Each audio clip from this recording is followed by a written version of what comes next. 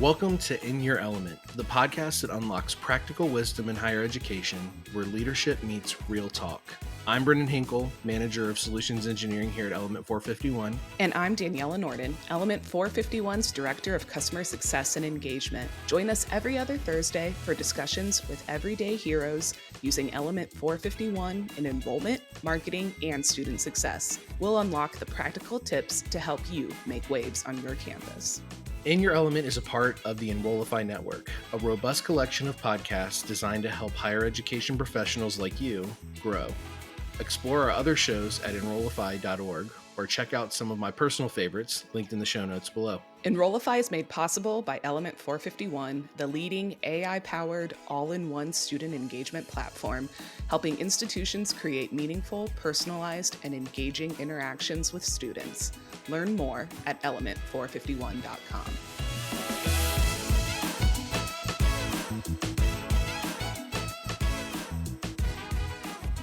We have such an exciting episode today. We have a fantastic guest, John Carrere, here. He is the director for the Office of Recruitment and First Year Experience at Pitt Community College, one of our very valued partners at Element451. And one of the things that we've just been hearing across the board is you have an Element451 Optimization Group, which just thinking of that blows my mind. So excited to learn more about that and excited to learn about all the other innovative strategies you're deploying at Pitt Community College.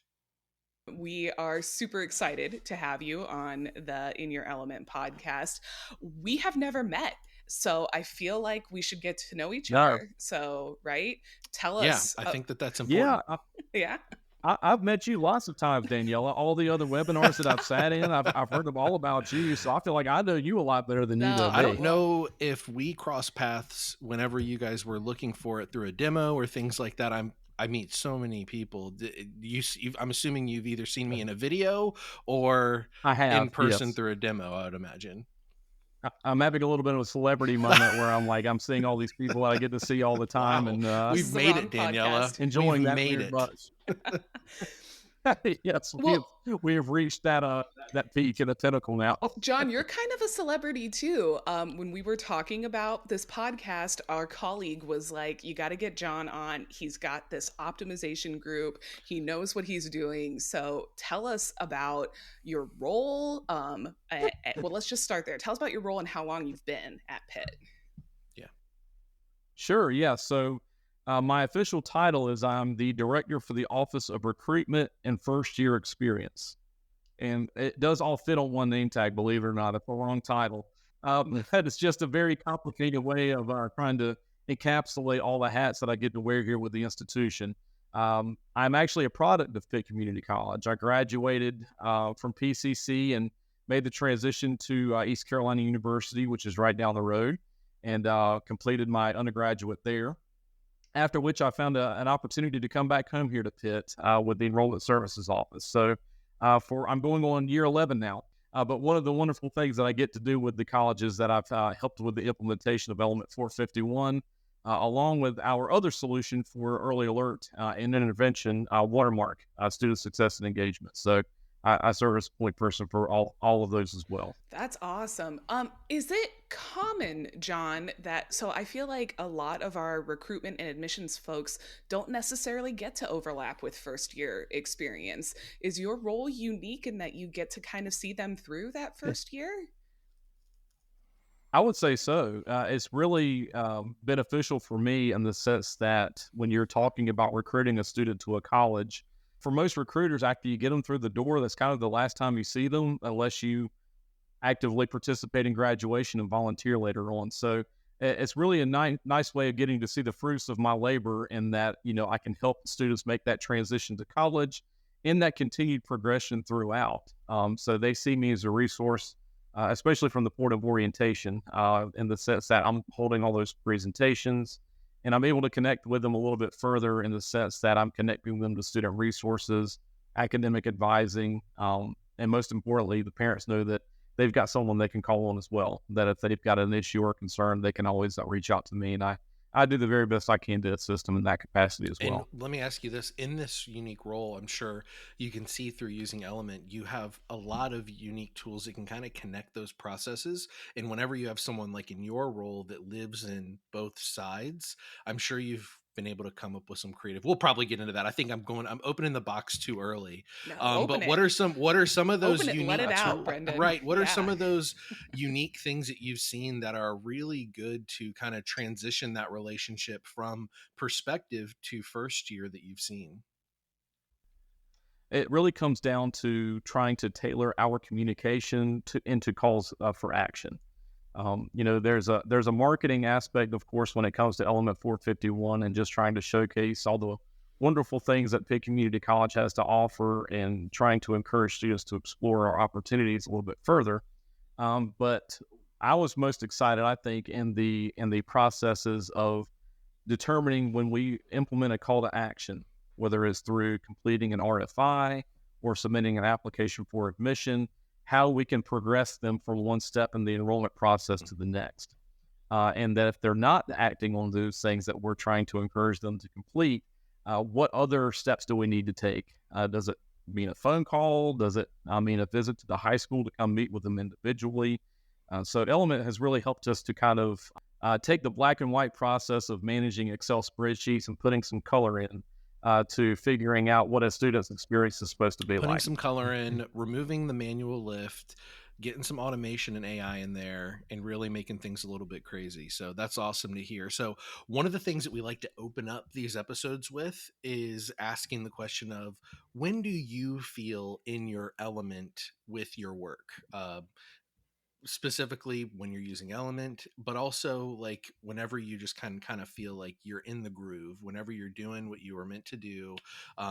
When do you truly feel in your element with what you do? I think I feel most in my element when I'm working with a prospective student about making the decision to come to college. Um, and I call it my Peter Pan complex in the sense that when I came through college, I never grew up. I wanted to find a way to stay in higher education. So when I'm working with that student, a lot of times I could see myself, and not necessarily so much with the students that are high achieving and go getters and know exactly what it is they want to do. That was me in high school. While I knew that college was the next step, I didn't know what it was in college I was supposed to be accomplishing. So that's why I chose the community college route in the sense that I needed that time to get my feet underneath of me and to figure out what I was passionate about. So when I'm working with those students and families and trying to help them ask some of those probing questions about themselves and be introspective about what their personal goals are, uh, seeing that light bulb turn on, either behind their eyes or over their head, one or the other, either for the parents or for the students alike, when they finally realize that, hey, higher education is attainable and it's something that I can accomplish at Pitt Community College because of all these different resources I have available to me. That's when I feel most in my element, is that when I see that aha Yeah. moment, I think come to And light. it's so cool to see, especially in the community college space, with now people in positions of leadership like yourself being products of where they're at, and that's their why, right? And that is where the passion comes from to, and that's where the drive comes through to make the impact that you are making. So that's really awesome.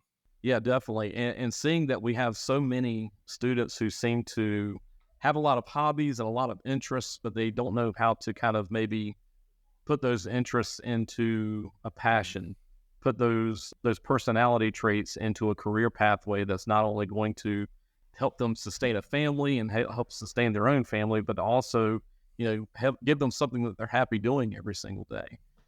We often give the analogy that you could be making millions of dollars every single day, but if you hate doing what you're doing, your reason and your why for waking up every single day can't be solely just because it pays really well.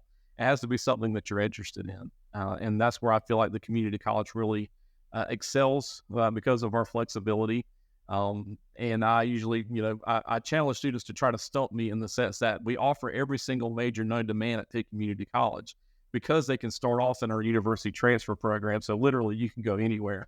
But with our career and technical education programming, we find that students, they enjoy learning with their hands. They like putting their hands on something. So that's another part of our recruitment aspect in Element 451 is that we play on the fact that, you can come here and learn by doing.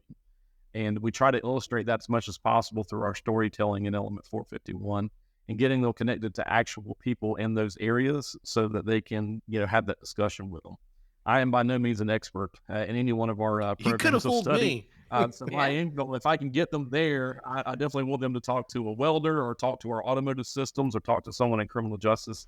Those kinds of stories. John, this is great though, because even in the 30 seconds that you've been talking, you mentioned marketing, you're in admissions and enrollment. You've mentioned welders. So faculty, right? Staff. We know that you've got this optimization users group. Tell us who is in this group. Do you collaborate with all of these departments across your campus? How did this group come to be? What's on the agenda? When can Brendan and I attend a meeting? Let's formalize this. Are they actually ninjas Is that or what we're really leading to, right? Are they actually like armed forces soldiers or ninjas that I'm envisioning them as? T-shirts? Is this a group? Yeah. The team itself is actually very small in the sense that just number of people, but they are strategic stakeholders within their respective areas. It's like a SWAT team is what you're saying. Yeah. Essentially, we are a SWAT team. You can send the entire police department in, but not a whole lot of them are going to know what they're doing. They know that they're there to help.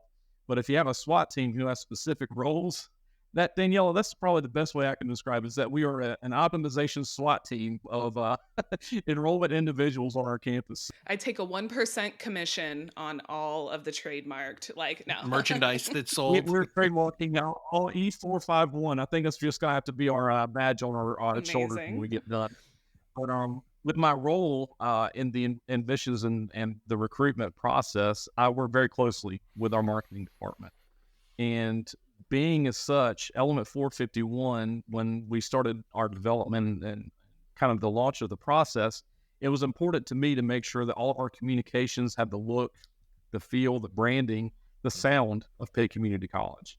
So I worked very closely with our marketing team and had them join that optimization group so that we can ensure that our logos, our colors, our text, the fonts, everything, all had the look and feel of Pitt Community College whenever we communicated with prospective and intended students. So we meet regularly, about once a month. It's kind of a standing meeting where, not physically standing in an office where we typically would, but because we're all in different locations on the campus, it's held very much like this in a virtual meeting setting. And we just get together, and I usually have 2 or 3 bullet points to discuss, the new releases, which is always great to share with the optimization team because I always love learning about the different changes that are taking place, but to also make sure that all of our efforts are aligned in the sense that our data is coming through correctly, our communications are firing off the way that they should, and when someone does respond, that we have someone that is actively reaching back out to those inquiries for more information. So that in that 30-minute session, we cover a lot of ground. We have great personalities on that team as well, so they're all invested in not just the institution's success, but also making sure that we're putting the best product. I love this though, because I think sometimes people get scared off by this term users group and who needs to be a part of that. And do you need a meeting space? And should you provide coffee and bagels? But you don't. To be effective, you can have a 30-minute standing meeting. You can have your agenda. You all know your roles. I think this is so great. It's okay to start small, right? That's what you want. That's what I want people to take away from this. Start with 2 or 3 people, know your goals, and you can affect change that way. Yeah, I think when we were starting the initial process of launching Element 451, the coffee and bagels definitely helped with the buy-in, trying to make sure that we had institutional support from all of our different departments and institutional leadership. But our institutional leadership and through the onboarding of Element 451 was so helpful in that they showcased the importance of utilizing Element 451 to the benefit of our prospective students. Rather than saying, we bought this shiny new toy and you have to play with it, not everybody's going to jump to that automatically. Right. So it was really helpful for me to be able to kind of roll this out and show how important it is to the life cycle of enrolling new students, but also just to showcase all the cool things that you can use in it, even if you aren't actively recruiting new students. It's event management, is, creating microsites, is everything else that all of our faculty members can utilize in addition to those recruitment strategies as well. Yeah, that is, and I mean, and that's we want you to come in and start getting value out of it right away. And I think Daniela can especially speak to this over on the CS side. There has been a specific intentionality with the way that we do implementation to make sure that it's not just giving you the keys to the Lamborghini and saying, see, look, this is a nice car. Now go drive it down the street. And you're like, well, hold on. I don't need a Lamborghini. I can't drop a stick though, Brandon. What am I supposed to do with it? Maybe you're like, well, I don't want a Lamborghini. I need like maybe you need a Tesla Cybertruck, right? Or a Prius. Like, you want to make sure that it's like a Lamborghini's not for everyone. I've got 3 kids. I don't want a Lamborghini. But if you throw me like an Expedition, great, I'll take that. So, that's, I think there's the intentionality there. But what benefits have you seen in collaborating with the different user groups? And how have those collaborations really enhanced what resources are available to incoming students? Well, the different user groups that exist around our campus are typically tailored to our individual academic departments. So we have 5 academic divisions that oversee over 80 plus curriculum and continuing education programs at PCC. So the layup for me was showing off the events section of the engagement part of Element 451. Because we all want to be able to see that our efforts are making traction. To use your vehicle analogy, we want to be able to show that what we're doing is working. So a lot of them were using third-party products, and they were all differentiated in how they were managing those communications and how students were coming through the door, or if anybody was even taking attendance at all. So being able to showcase that you have a QR code that's attached to each event that you're developing, showing that you have automated communications to those that have registered and reminding them via text message as well. Text was huge for us to be able to do that. But to also show after the fact that, out of all these participants that came to the event, this group of students within it actually ended up enrolling. And I wanted to be able to give our departmental recruiters that tool, that power to go to their deans and say, look, this health sciences open house has generated so much enrollment for us. We need help. We need funding to be able to make this even bigger. And they're able to showcase reasons as to why that would be important and showing how Element 451 can report that out. So that's been really beneficial for us to show that there's benefit in these efforts, and Elements help us to do that. Well, and you bring up a really good point, because it's incredible to have all of the tools within the one platform for like events and appointments and campaigns. But whenever you talk about, the why behind that and why that's important to be able to report on everything that's going on, typically you look at it and you're like, well, this is going to help us make better decisions, see what's working, what's not working. But to your point, it's even a good, like, hey, take this to the department heads and be like, look at the impact this is having.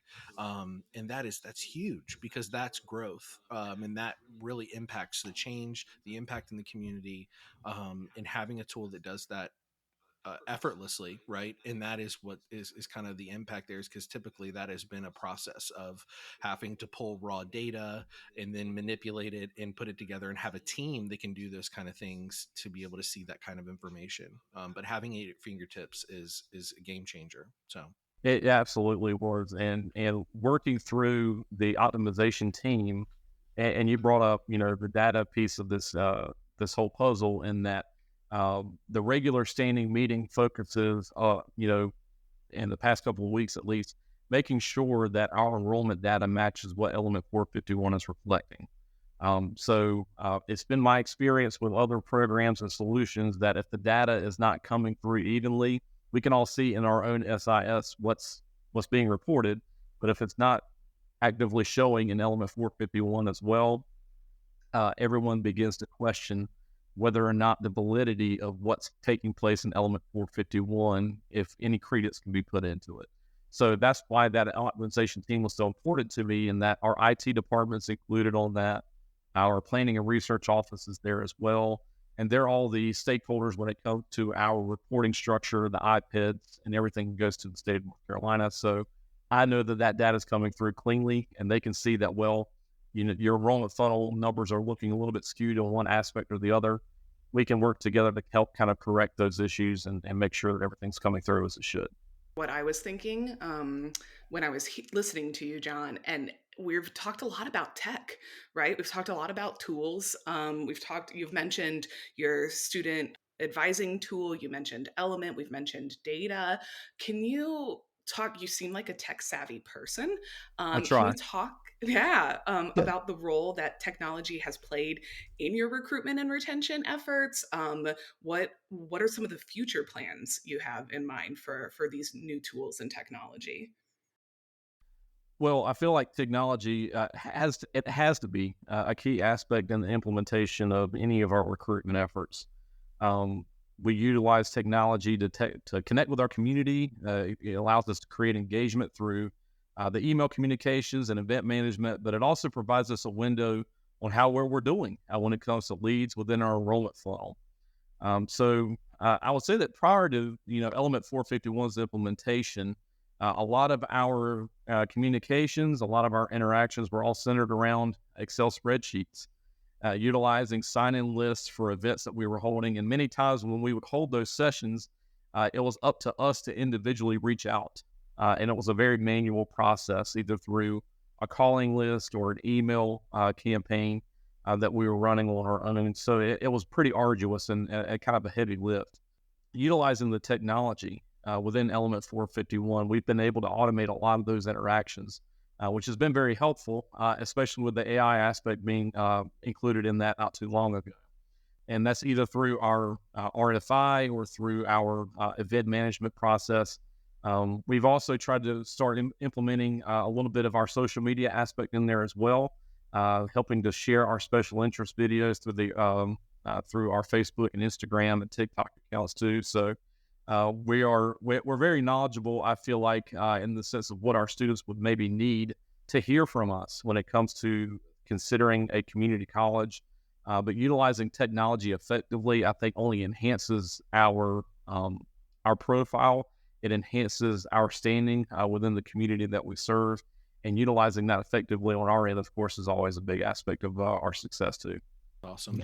Well, you said the magic words. You said AI. Yeah. So, I mean, we have to dive a little deeper into that. I think we often deal with two ends of the spectrum, right, Brendan? It's people who are super, super excited about AI, and then people who are super, super scared of it, and I feel like, so first question, where do you fall on the spectrum? John, are you one of those super excited ones? Or are you somewhere in the middle? And what are some of the ways you're excited to or going to try to use it? I'd have to categorize myself as being on the fence. And I say that Ah, for two reasons. One, the Bolt bot has been a game changer for us since we launched it a couple of weeks ago. So that has been instrumental in changing how we interact with students visiting our webpage for the first time. I've also not made that transition into Copilot completely just yet when it comes to email creation and workflow development, things of that nature. Pretty much because I like my job and I want to keep it. So if anybody finds out that I'm using AI to build all these wonderful things, I might be out of a job. My career might change entirely. But Hey, Copilot will I'm just make you totally look joking. better, I John. was gonna It say, just can makes you you look imagine the look on better. their faces whenever you show them like a year's worth of marketing campaigns that you put together in like a couple days? Like, that's the Yeah, game I mean, changer. John is a wizard. I don't know what he's What doing in he's there, doing. but he's got it nailed down. Just keep the industry secrets to yourself, and then Right, just show them exactly. the As end long as there's result. no signature at the bottom or a stamp that says, BoltBot or Copilot made this and it was all me, then that would be super. That's actually, a great question, and I think just in higher education as a whole. Yeah. And it's something that we're contending with from the aspect of our student experience and them being in our classrooms and utilizing artificial intelligence morally and ethically. Yeah. So even in my own work, I want to make sure that I'm utilizing artificial intelligence effectively and creating an opportunity for students to connect with a person after they've exhausted all other options. Yeah. I don't want AI to be the voice of our institution, but it does help to start the conversation. In a lot of ways, it's really just because a new user, someone that's visiting our site for the first time, and I'll just use both as an example, don't typically know what kinds of questions they can ask or what they should be putting into a search engine to learn more about our institution. Yeah. So BoltBot, which I've effectively renamed BruiserBot, that's the name of our Nice. mascot, Bruiser. So we call ours BruiserBot. He kind of gets that conversation started, and more so, it's incredibly personable in the sense that the responses are always different. You can ask a question in a different way, and it will change the answer based on how the question goes in. I've challenged our campus to try to break it. I've sent it out to our division representatives, to our IT department, and I said, try to stump it so that I can figure out where those gaps are and fill it in with what kinds of pages that BruiserBot needs to learn about. Yep. So from a marketing perspective, AI can be incredibly powerful, and makes me feel a little bit more confident in how we're able to respond to student inquiries, especially with the quickness that is able to develop those responses. Yeah. Getting those responses to a person, though, that's most important to me, because our departments need to know that our recruitment efforts are working and that they have the opportunity to interact with someone that's interested in their program and study. If they thought that they were putting the car keys in the hands of someone that's a Tesla, for example, that can drive itself, that'd probably make everybody a little bit worried about where those efforts are leading us. But it is the future. Yeah. Whether we like it or not, whether it scares us or not, I know that it's going to be the future of how we all do business. Yep. And I really enjoy everything that I'm reading from Element451 and how it's being used effectively in the solution. Yeah. And just to kind of go off of that, you're doing the right thing the right way. Our CEO artist has said multiple times, he's like, whenever he's asked what can people do that are unsure, that really they're trying to get into it, they're trying to learn, and his advice is just start using it. Use Element in this example, use Chat GPT, use Gemini, just go in and start using it to see what it's capable of. And yeah, the process is going to look different for you than it is somebody else of learning it and onboarding it. But just starting is a lot bigger. And now once you've started, now you can start enabling your team members. And that's why honestly, we've taken the position at Element451 and Enrollify as educators, not just on Element451, but on generative AI in higher education and the impact that it can have. So keep reading the resources, keep listening to the podcast. You're on one. So keep listening to them. It's going to only grow things, so. Well, it's definitely a topic for, higher education as a whole, I believe. And there was no better evidence for me, at least when I was attending this conference. Ruffalo Noel Levitz, who was our third-party contractor for our enrollment solutions and our management processes, we were fortunate enough to go to their conference this past year. And Element451 was actually present there in Nashville. And on the agenda, there was a slot for, talking about the immersion of AI in higher education and how it can be used to improve student interactions. That one slot turned into, I think, 3 additional spots because the session was overwhelmed. There were people sitting in the hallway listening in to artists' presentation about how it can change how you do business, how you develop your lesson plans, and everything in between. And if that's just a little taste of what it's going to be like in the future and just the interest that higher education has in the artificial intelligence, I know that Element451 appears to be in the forefront of how it can be used most effectively. That's awesome, John. I think this has been great. We always like to ask, is there anything we haven't talked about or anything that you wanted to say, even if it's just hi mom, we'll take it. But any last thoughts before we end this episode? I would love to say hi to my wife and kids. I'm sure I've got an 11-year-old and a 9-year-old, and I'm sure they'll never listen to a podcast. But if there's a good chance that they might, because Dad's on it, I'll say hey to them.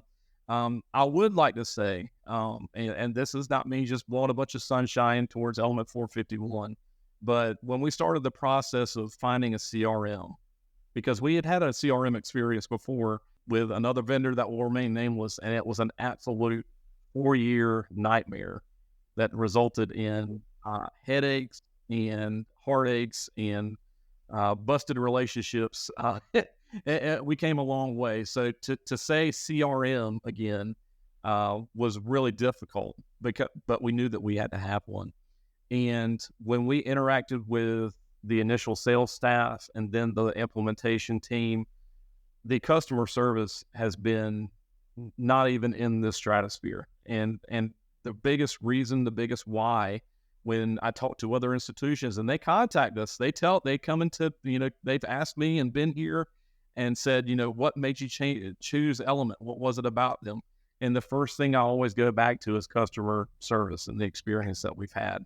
The ability to connect with someone practically instantaneously, the responsiveness to our inquiries, and the fact that they didn't make me feel stupid when I was asking, what in retrospect now it's very simple questions. I know now that the answers to that the patience that was shown all the way throughout has just been absolutely phenomenal, and it's been worth its weight in gold. So I have to commend you guys on creating a welcoming environment for new users and new people that are coming onto the solution, and creating an opportunity to ask questions and to not just say that, well, just fill in these blanks, insert your logo here, and off you go. I mean, that's usually what most CRMs really provide. But I have to really, give you guys a shout out on how well that's been accomplished. You just made That's Danielle's awesome. day. You just Really, made I'm her day. gonna That's her. just We talked copy and about paste. whys. And yes, it is. That is my why. Get a Absolutely. transcript I was of gonna say, everything. Yep. Yes. That's your This is why. my aha Yeah. moment that I can take this back to my team and share that I strongly believe that our customer success and service teams are a differentiator. It is hard to find a SaaS company that is accessible, that will help, that I love hearing that doesn't make you feel dumb when you ask questions, right? So I know that our customer success team is a differentiator. So I love hearing that.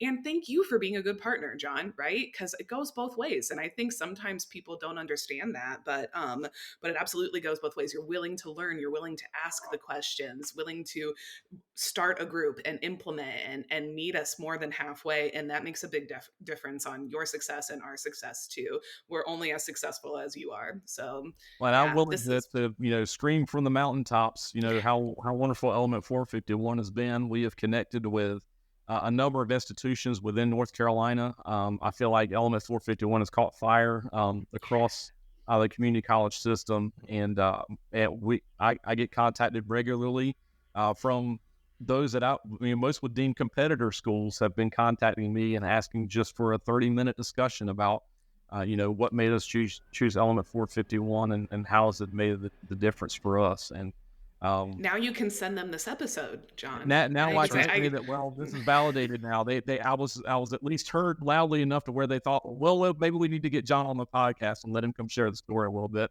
But yeah, it's been a fantastic experience for us from front end to the next. And I really hope that, moving forward, it just seems like our experience with Element 451 has continued to evolve. And that, I think, will be the key to its continued success. And I'm not an expert in any of this, but most solutions that I've seen in the past will usually just deliver what it is that they said they would deliver and expect us to drive the boat moving forward. The streams change, the weather changes, and it seems like Element 451 is constantly seeking ways to meet those individual needs. Yeah. And so I want you all to know that we see that, from an institutional standpoint, and that's incredibly helpful and makes us feel better knowing, the money that we're spending and the development that we're putting in is being put to good use. Yeah. Well, we view it as a true partnership, right? And partnerships aren't stagnant. They're not stale. It's just like, being in a marriage or a partnership, like with someone that you're with every single day, right? There's going to be change, new needs are going to come up, and we recognize that. So we want to be a good partner. So we've really enjoyed having you on today, John. You are welcome. Pleasure's mine. Back No, thank you. anytime. Or will we see you at Engage this summer? I was going to ask, yeah. That is my hope. It might be a little late because we have new student orientation that morning, but I will be hauling to Raleigh just as soon as I possibly can to get over there to come and see you guys and hopefully come and catch up with you in person. Skip the orientation, just come straight to engage. We'll When you're an clear it officer with one day, Danielle, it's really hard for me to skip it. put Bruiser Bot up there Yeah, for you. that's right. Like, so yeah. Hey, Bot's another reason why I probably need to work on making sure I have a job when I get back from That's amazing. Well, we noticed you were at Oh. Engage and everything went just fine. So Just fine. How did that happen? I Awesome. don't know how that works. no, So, no. but I'm looking forward to that very much. You guys Awesome. have looks like a great slate of speakers there. Yeah. And I'm looking forward to the collaborations as well from other institutions to kind of hear what they're doing and how they're utilizing Element 451 at their institutions as well. Yeah. And I guess just a shameless plug for everyone listening. If you don't know what we're talking about when we say Engage Summit, it's our annual conference that we have in Raleigh, North Carolina, June 25th through 26th. You can find the information on it in our website as well. So go ahead and take a look at that. We'd love to have you. So awesome. Come meet John. Come meet You John. don't care about meeting Brendan and I. Come meet John. Yeah. Shake his hand. Yeah. Awesome. Thank you so much, John. We really appreciate the time, and take care. Yeah, it was my pleasure, guys. Thank you guys so much for having me on. In Your Element is part of the Enrollify podcast network. If you like this podcast, chances are you'll like other Enrollify shows too. Our podcast network is growing by the month, and we've got a plethora of marketing, enrollment, and higher ed technology shows that are jam-packed with stories, ideas, and frameworks, all designed to empower you to be a better higher ed professional. Our shows help higher ed marketers and enrollment professionals find their next big idea and feature a selection of the industry's best as your hosts. Learn from Mallory Wilsey, Artis Kadu, Maya Demishkovich, and so many other of your favorite leaders in higher ed. Enrollify is made possible by Element451, the leading AI-powered, all-in-one student engagement platform, helping institutions create meaningful, personalized, and engaging interactions with students. Learn more at element451.com.